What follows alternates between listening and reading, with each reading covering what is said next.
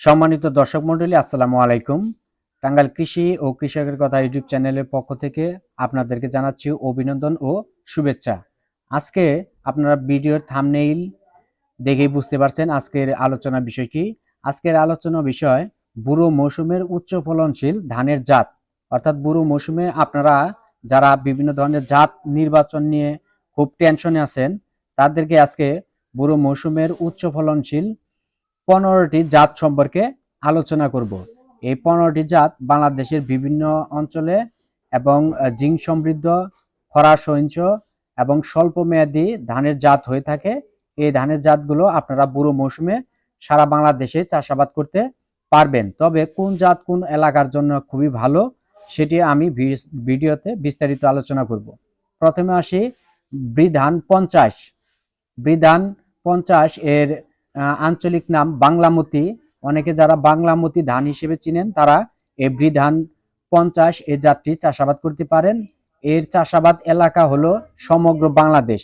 অর্থাৎ বৃধান 50 এটি বাংলাদেশের 64 জেলায় চাষাবাদ করা যায়। এরপর যে জাতটি হলো সেটি হলো বৃধান 55। এটি লবণাক্ততা, খরা ও ঠান্ডা সহনশীল জাত।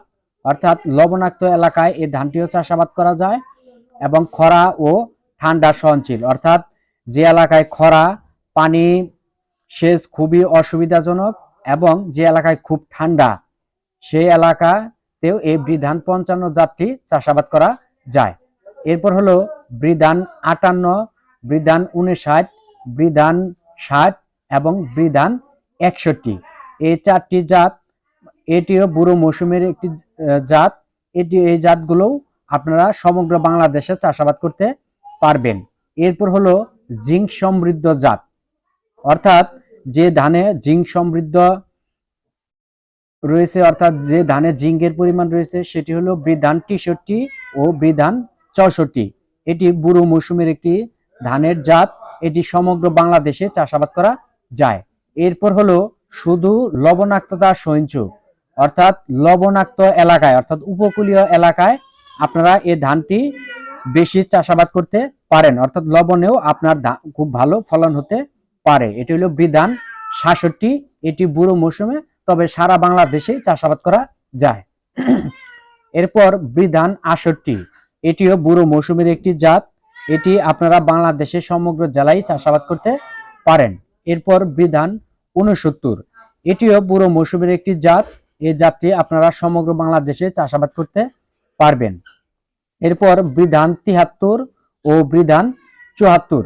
বৃধান 73 এটি সমগ্র বাংলাদেশে চাষাবাদ করা যায়, তবে এটি কিছুটা লবণাক্ত সহিঞ্চু।